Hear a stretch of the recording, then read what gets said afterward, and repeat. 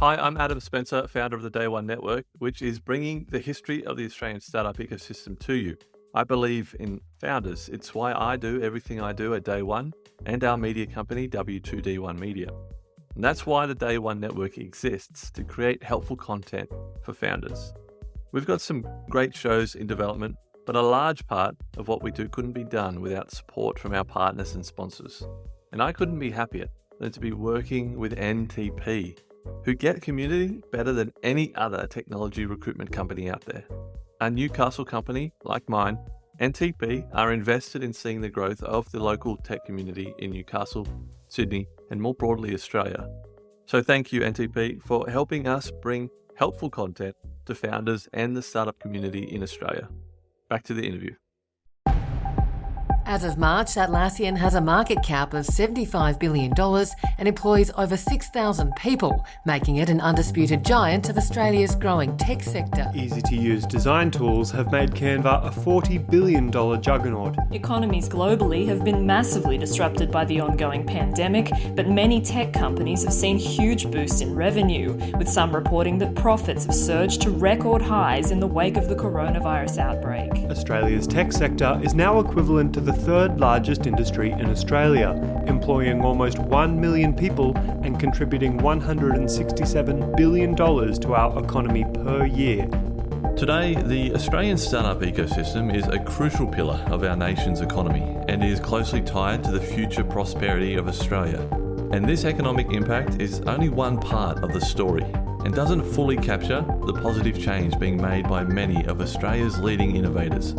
But the future is never certain, and in a rapidly changing world, we either innovate or get left behind. You've got to recognise that we're living in a time of very rapid change. So how do we deal with that? Well, we deal with that by being agile, innovative, and take advantage of these disruptions and rapid changes so that we can stay at the front of the pack. So what does the future hold for the Australian startup ecosystem?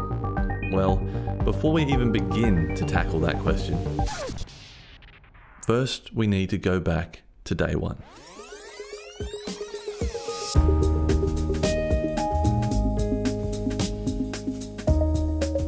Hi, I'm Adam Spencer, and over the past 12 months, with the support of major sponsors MYOB, AWS Startups, Investment New South Wales and CSIRO, along with our other sponsors and partners, my team and I have conducted more than 150 interviews with amazing people from all corners of the Australian startup community.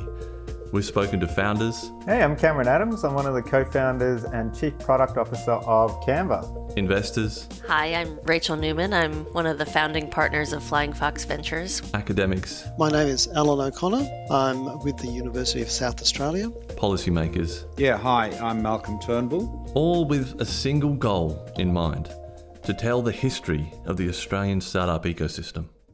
We'll kick off our story after these messages from our sponsors.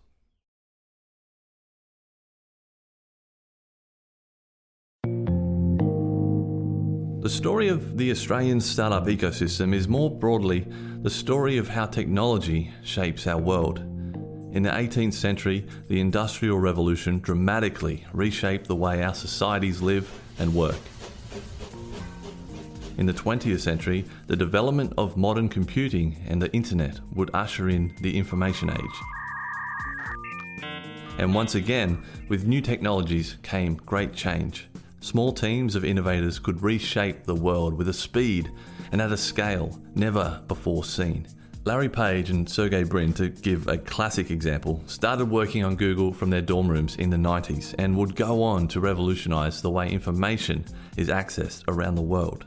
We call these teams of innovators startups, but what defines a startup? According to Pete Lead, author of the Startup Guide and lecturer at the University of Sydney, the answer may not be so obvious to everyone. I run some startup classes at University of Sydney, and I start the first class by asking people, well, what is a startup? And most people don't even have a guess at what a startup is. Or they say, it's just a company that's just starting, or like it's a small business. So when we're in the ecosystem, we think we know what startups are and, startups are this big booming thing. And I think we forget that most people only see the word startup when it comes up in the news. The limited visibility of the startup ecosystem throughout the general public is a theme we will touch on throughout the series, in the hopes that this podcast might serve as an introduction to anyone unfamiliar. We're going to start with the basics. So, how do we define a startup?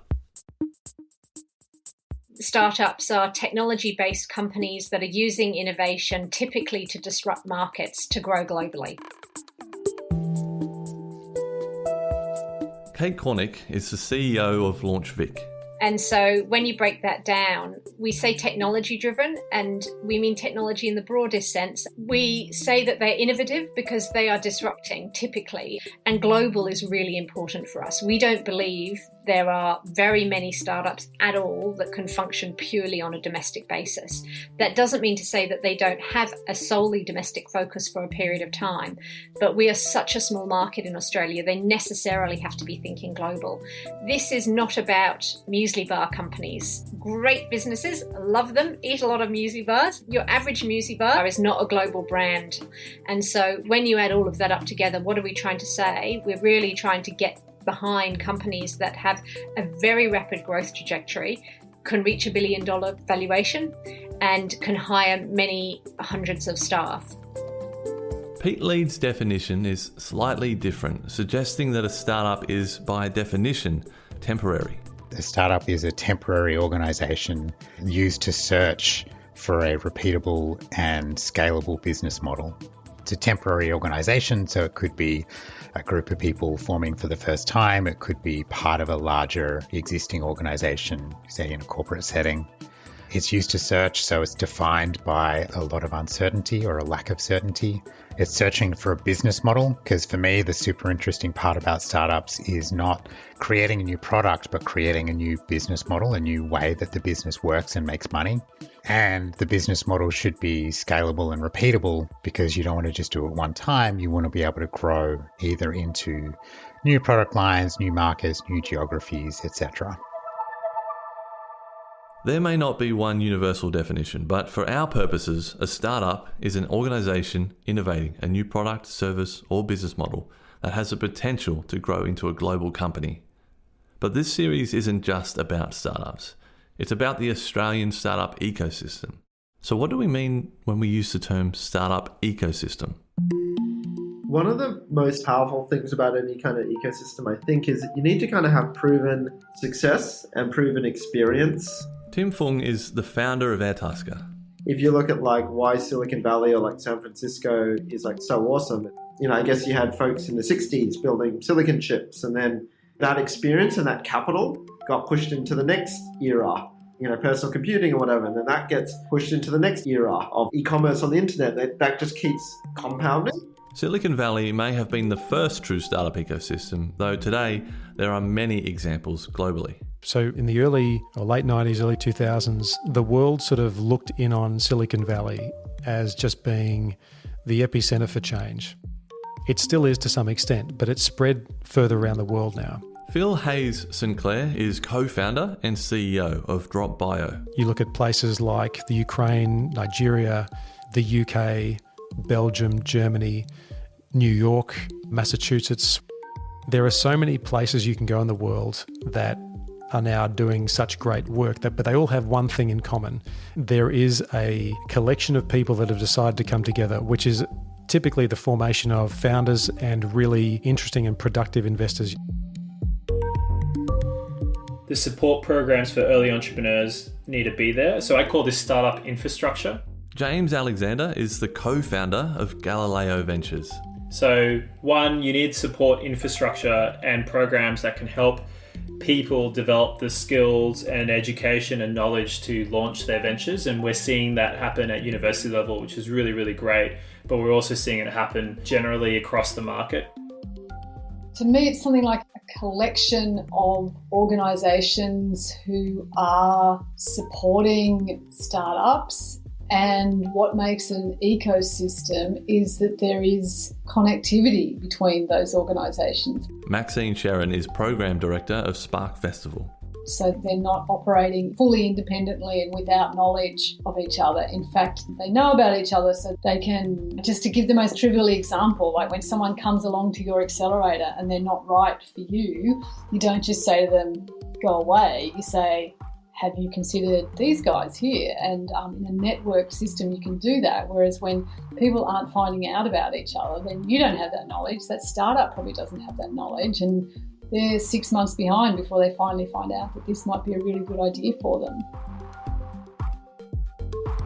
So again, while there may not be one universal definition, when we use the term startup ecosystem, we are referring to a community of startup founders and their teams, as well as the infrastructure that supports them.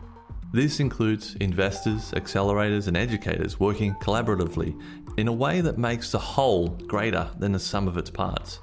In this series, we'll be exploring many aspects of Australia's startup ecosystem, how it came to be, and where it might be headed. And one last note before we dive in. We are aiming to tell this story as holistically and accurately as possible. But we won't possibly be able to cover everything or fully credit all the incredible people and organisations that have contributed to the growth of the ecosystem in this series. If you'd like the full story, you might like to start by listening to the more than 100 interviews we've released as standalone episodes. In this series, we will be presenting a roughly chronological history and telling some of the key stories of Australia's startup ecosystem. We wanted to go right back to the beginning. The medical device industry here in Australia is one of the early catalysts for the whole ecosystem we see around us today.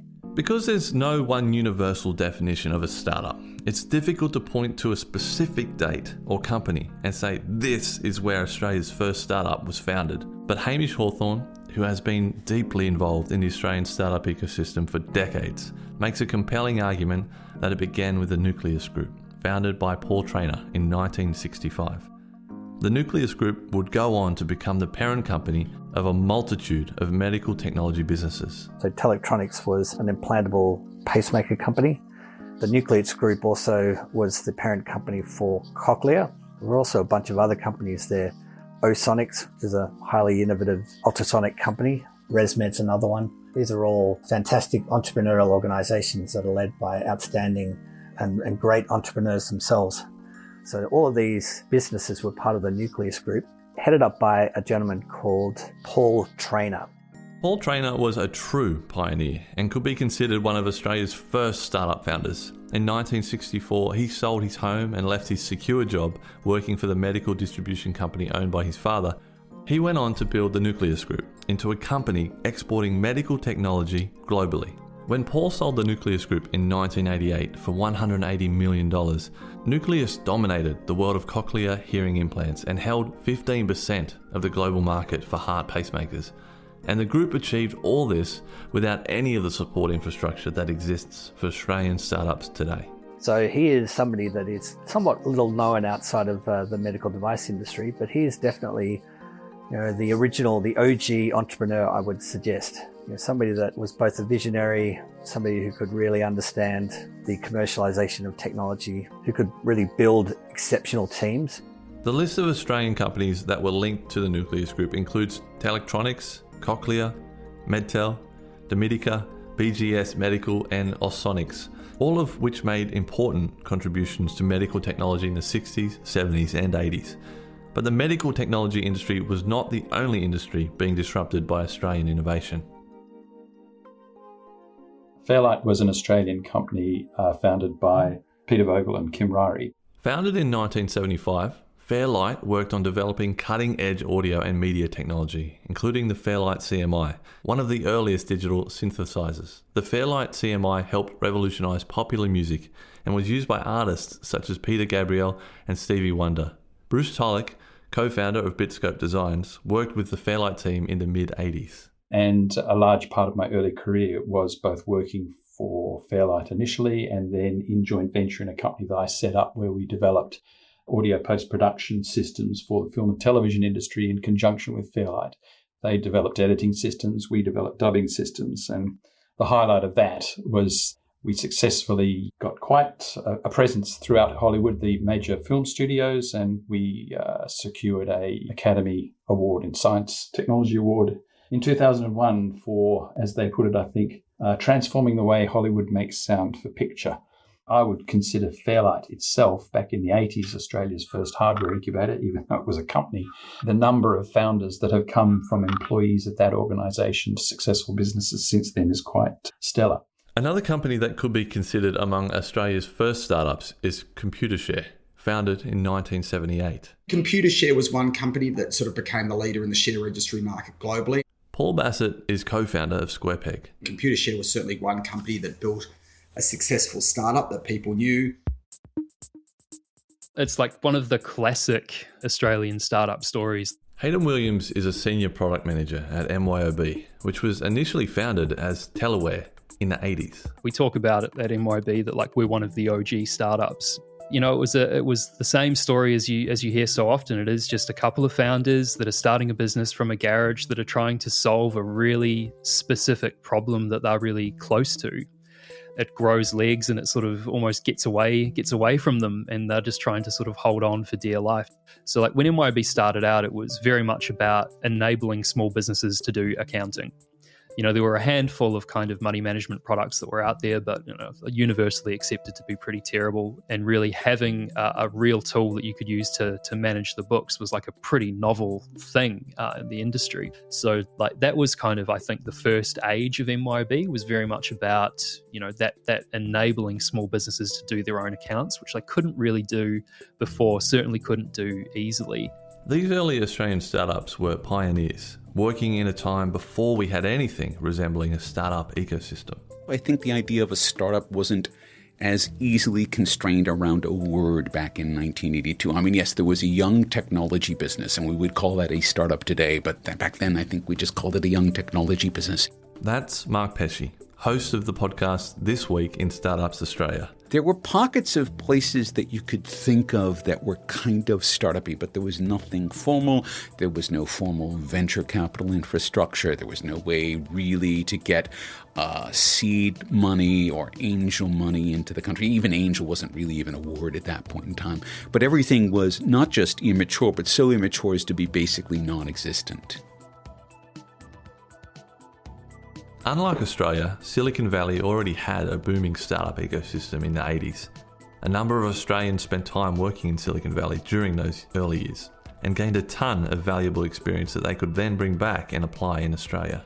Back in the 80s, the problem was there was too much money and not enough good founders. So the great venture capitalists of that era, like Roger Buckridge, would go out and literally create the companies and bring the Australians back home to create them around. That's Terry Hillsberg, an investor who has been involved in startups in Australia and globally since the 70s. A classic story like this, which not many people remember now, there was this guy called John Shine, who was one of the early biotech people in the Valley, a world leader. He was an Australian. So he was brought home to live in Sydney and run a research institute. The CEO that was recruited to run that was a fellow called Brian McNamee. And Brian did such a good job, and everyone said, God, this guy's world class, that he was then invited basically to take over CSL and turn a crappy old government blood transfusion type factory into what is today's, if it's not the largest company in Australia, is one of the top 5 companies in Australia. To give another story, Peter Farrell had been a senior vice president at Baxter Travanel, had come back to Australia, and he figured out that this whole sleep apnea thing was a thing. And so he then created a company around that, and lo and behold, some Japanese venture capitalists put some money in, and Peter went on and founded ResMed. And ResMed, to this day, has the single largest concentration of engineers in Australia out at Northwest Park. Is a foundation of the New South Wales economy. And that came out of a venture capital investment. They were backing this Australian expat who returned to Australia after a stellar career in America. And I can give you 10 stories like that occurred in the 80s. Terry argues that favourable economic conditions and government policies of the 70s and 80s helped start what he refers to as the first great wave of Australian startups and venture capital. By the late 70s, early 80s, the so-called failure of the Australian economy to adapt and become a highly value-added economy was already an interest of the day. So the Hawke-Keating government came in 83 and started putting very significant money into R&D subsidies and subsidies of venture capitalists. And so you had the first great wave of that taking place from 1983 to 1987. And during that period, many of the venture funds that were started and some of the great iconic Australian unicorns were created, companies such as Cochlear and slightly later companies such as ResMed. Both the Fraser and Hawke governments presided over times of high inflation and high unemployment and sought to introduce sweeping economic reforms to modernise the Australian economy. Some of the smart things that early Australian federal governments did back then was, relatively smart. That's Alan, the nice one, Jones, startup investor and advisor. If you wanted to be a big IT vendor selling into Australian government, you had to commit to doing some R&D here in Australia. You had to spend a bunch of money on a computer lab, employ a bunch of computer engineers. You'd usually, import some senior talent from your headquarters overseas to come and sort of get things started here. You might work with Australian Computer Society, which is kind of the trade union of programmers in Australia, to come up with a scholarship system, and you'd start recruiting talent at universities, and you'd try and influence the way that universities were teaching their computer science students so that they were more familiar with, because the ecosystem was very, very siloed back then. But favourable economic conditions would be short-lived. On the 19th of October 1987, the global stock market crashed spectacularly. Known as Black Monday or Black Tuesday in Australia because of the time zone difference, all major world markets declined sharply, with Australia's market dropping by more than 40%. Investment in Australian startups, which was still in its infancy, was hit hard. We learned firsthand what a stock market crash can do to the owners of a business that are fairly highly leveraged. Again, Bruce Tulloch. Fairlight Instruments, as it was then, went out of business, and I became unemployed.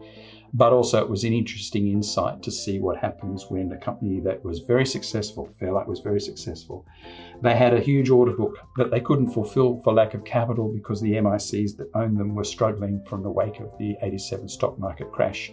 And it highlighted to me how closely related market action can have for, shall we say, high-risk investors. With the local market for startup investments stalled, some founders looked elsewhere. The Australian capital markets had basically collapsed for venture after 87.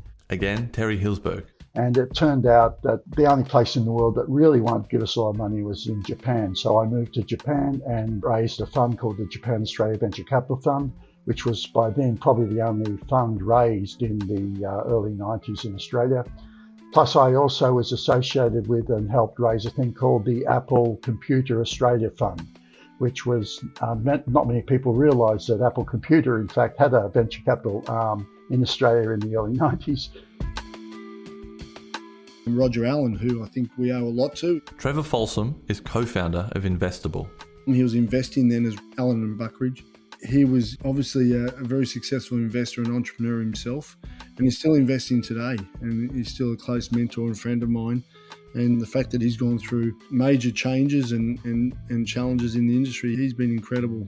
While there were pioneering investors such as Alan Buckridge and Roger Allen, venture capital would remain limited in Australia until at least the 2000s.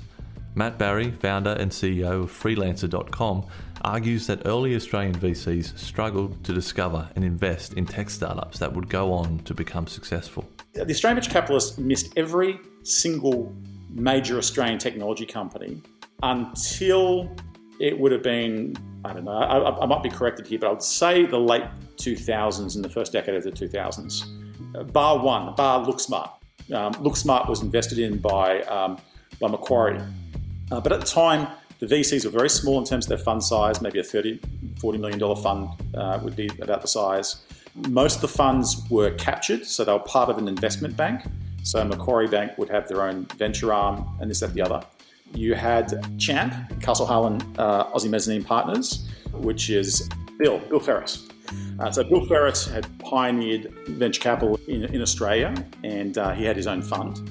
But really, up until the dot-com crash, every single major technology company that started in Australia had been missed by the Australian venture capitalists.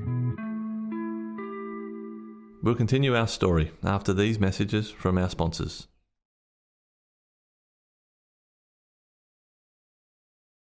So to recap our story so far, during the 60s, 70s and 80s, Australia's first tech startups emerge. Though the term startup isn't yet in common use, some Australians are bringing home new ideas from Silicon Valley, and economic conditions of the day both help and hinder the development of Australian startups and venture capital. The startups that are able to survive are pioneers, working without any of the modern support infrastructure we have today. And crucially, for the most part, they are still working independently from one another, without organised communities. Most people we spoke to for this series agree, before the year 2010, there was no startup ecosystem in Australia. In the 90s, a new technology was emerging, which not only would enable a new wave of startups globally, but would ultimately impact almost every aspect of modern life. While early versions of the internet had been developed in the 60s, 70s and 80s, the first web browsers as we know them today weren't created until the 90s. One of the earliest such browsers was Netscape. I remember clear as a bell. Evan Thornley co-founded the internet search company LookSmart in 1995. And a friend of mine in the New York office of McKinsey said, "I've got Netscape on my computer, do you want to see it?" And I said, "Oh yeah, I've heard all about this thing, I really want to see it." And, he fires up his Netscape 1.0 browser, and 5 seconds later we're searching for apartments to rent in London, point and click. And the light just went on, and I said, wow, this is going to change the world. The usability of that point and click interface, HTML interface of the first browser compared to the sort of really clunky, very technically complex environment that online services had been to that date, just, it was a blinding flash for me. And 6 weeks later, I left McKinsey and started the business. So I started getting involved in the tech sector in the early 90s. Before entering politics, former Prime Minister Malcolm Turnbull was a lawyer and an early investor in internet technology. The first tech company that I was involved with was a company called Future Technology Resources, or For the Record, and that was in the early 90s. And we financed that ourselves, and ultimately we backed it into a public listed company. But the most significant company was, of course, Aussie Mail, which Sean Howard founded with the support of myself and Trevor Kennedy. And that was in 94. And at that time, there was no money available, for tech at all. In fact, we showed Aussie Mail to a bunch of people, and the internet was just getting going, and they turned it down. We had a very memorable meeting with Kerry Packer in which he dismissed the idea and said the internet, he wasn't impressed with the internet, it'd only be used for gambling and porn. And I must say, when we got out of the meeting, we looked at each other and said, well, even if he's right, it's still going to be a pretty big thing, isn't it? Turnbull purchased a stake in the internet service provider Aussie Mail in 1994 for $500,000. In 1999, just 5 years later, he sold this stake for $57 million. An example of the huge growth many internet startups would enjoy in the coming years. But while we take it for granted today, the early internet was often slow, clunky, and difficult to access. Prior to Wi-Fi, you had to connect your computer to everybody else's computer via an Ethernet cable. And generally speaking, that meant there had to be, a little socket in the wall where you could plug in. And the cable and the sockets and the device that connected them all together and connected that to the internet was pretty expensive and non-trivial to install. Again, Alan Jones. So offices had them, and corporate campuses, and maybe universities, but almost nowhere else, right? So if you and 3 friends were thinking about getting started and doing your own startup, almost though, the first thing you had to figure out was where are we going to collaborate on this from? You couldn't just go and sit in a co-working space. You couldn't have a co-working space. You couldn't afford to put in enough internet ports in the space unless, you were a corporation and, you were paying a big property manager serious money every year to lease the corporate headquarters. And so when we started Yahoo Australia and New Zealand, we got a favour from APN, the media company, and we kind of sublet one of their meeting rooms. From memory, for probably maybe almost a year, we were all working from this little meeting room with a limited number of Ethernet ports and cable snaking away from the one meeting room table where we all sat. You had to be careful, coming and leaving because you could trip over somebody's Ethernet cable, bugger up what they were doing. During this period of the 90s, while adoption of the internet was growing, but still very limited, once again it was the pioneers, working without established business models or support infrastructure, that found innovative ways to build companies using this new technology. I had a company called eWay that I started a long time ago. Matt Bullock founded eWay in 1998. And that company was a payment company, and if you bought something in Australia, I probably did the payment. So it was doing $6 billion a year, 25,000 customers. eWay, which Matt would ultimately sell for $50 million US in 2016, had humble beginnings. When I was doing it, there was no real thing as a startup or community or anything. It was weird. It was like when I was at school and I went to Parks High, which is near Dubbo, and there was like 4 or 5 of us who were into computers, and everyone else just thought you were a nerd and weird. And startups that time was the same thing. You're going to do what? I mean, I remember at the time asking 10, 15 good friends, what do you think of the idea? And they all told me I was stupid. Like, you're going to do what? Yeah, tough thing to do. I mean, just to understand that the servers were in my house. I have a 64K ISDN line.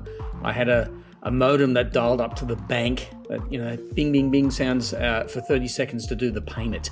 So it was very, very different to what it is now. And you had to build everything yourself. Like now you can just get so many things and plug them in and use them and just build something very quickly. But I was the hosting provider. I was everything. It's just how things used to be. You used to have to just do everything yourself. Often, these new internet startups were disrupting existing companies and, over time, entire industries. News media, for example, would be turned upside down by the internet, but this disruption didn't happen overnight. Well, I think that first generation of Australian tech startups were media companies. We put content on pages and sold ads on them. Again, Alan Jones. The news publishers were really, really cautious about putting any of their precious editorial content on the internet in the early days. The first media licensing deal, I think, in Australia was one that I did with the Australian, and we need to have some news headlines and as much of the news story itself on Yahoo Australia and New Zealand as we could. And what we wanted to do was serve that news, run ads on it, and share the revenue with our news partner. But News Limited, would say, "Don't you know who the hell we are? We're News Limited. We don't need any help selling ads. And this content costs us a lot of money to produce. You can go jump." And we would say, "Yeah, but you don't understand about these online ads. It's not like selling print ads. It's different. It takes different people. You need different relationships with brands. We're going to be much, much better at this." And they would say, "Oh yeah, come back in 3 years when you've given up and we'll talk about how little we'll pay for what you've made." So it was very hard. So I ended up, that first news deal was just the headline, and I think the first 250 characters of each story. And then at the end of the story, there was an ellipsis, a ... and then a link to the full story on the Australian website. So content was really, really valuable and very, very expensive in the early days. Outside of the media industry, there were other Australian pioneers seeking new business models on the internet. A number of these companies found huge success building Australia's first online marketplaces. It was the marketplace businesses that did really well. So realestate.com, carsales.com, and Seek. Alfred Lowe is co-founder of Harvest Bee. They classically took what around the world was happening, the classifieds businesses, and put them online. That was happening the world over. And they've survived, and they've not just survived, they've gone on to be real pillars for the Australian tech scene. The internet as a medium was very nascent. Paul Bassett co-founded Seek in 1997. There were probably some people I knew that were internet users, but very few. And I wasn't really in a techie circle, if you like. And so, when Evan first rang me to say he was setting up an internet company, I didn't really know what the internet was. and quickly got on the internet and learnt a little bit about it. You had a few venture capital funds that did emerge in the sort of mid to late 90s. None of them are still around, and so that probably reflects the fact that they struggled to back amazing businesses. Candidly, if you look at most of the successful businesses that emerged through that period in the late 90s, and Seek was a bit of an exception, most of those successful companies either bootstrapped or had quite unusual sources of funding.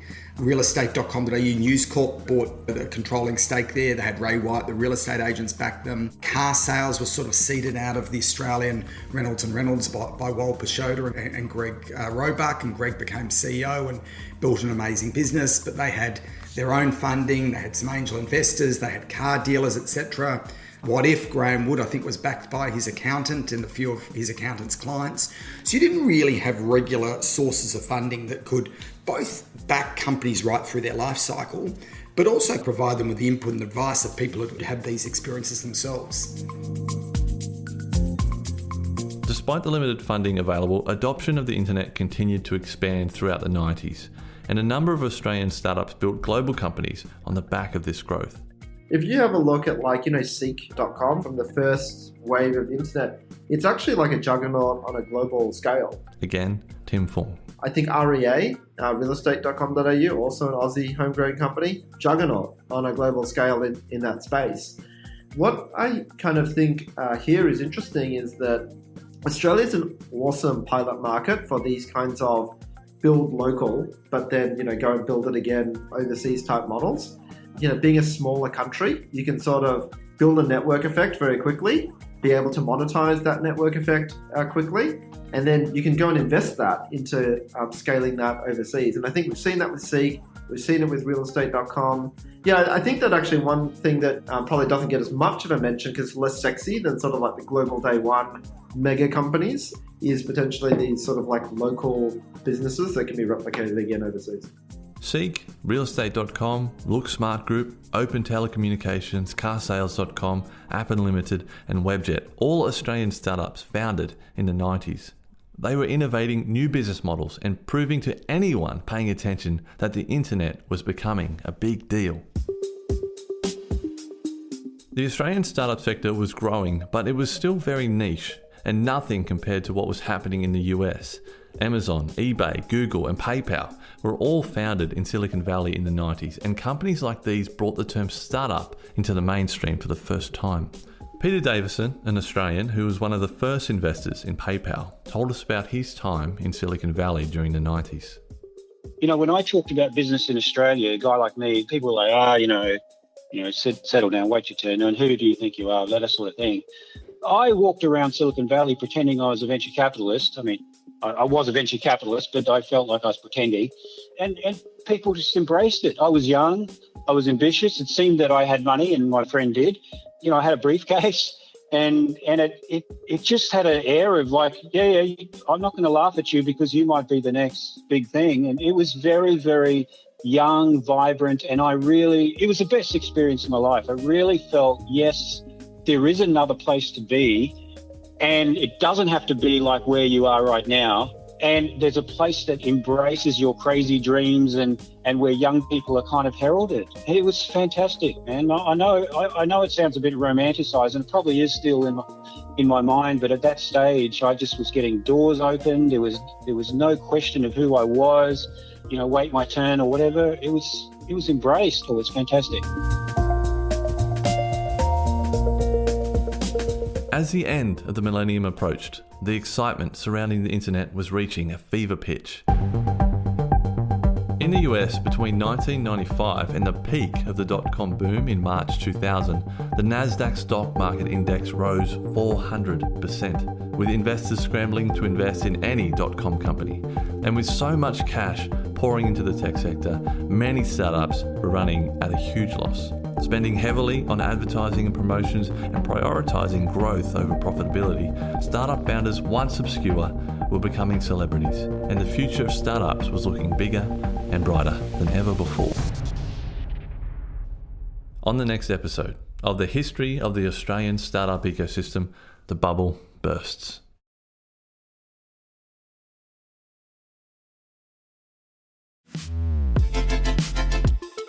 The Startup Retro is a new podcast from the team behind Overnight Success, a weekly show where we help you level up on the Australian startup ecosystem by giving you an insider's view on Aussie startups and venture capital. I'm Will Richards. And I'm Gemma Clancy. At OS, we curate the most important news and announcements across the ecosystem and explain a bit of useful context behind them. The Startup Retro podcast will follow a format familiar to our readers of the weekly newsletter, but offer an opportunity for much more discussion. So, if you want to keep your finger on the pulse of all things happening Aussie startups and venture capital, start your week by listening to the Startup Retro. New episodes every Monday, starting the 1st of July. The Startup Retro is brought to you by Day One, the podcast network for founders, operators, and investors.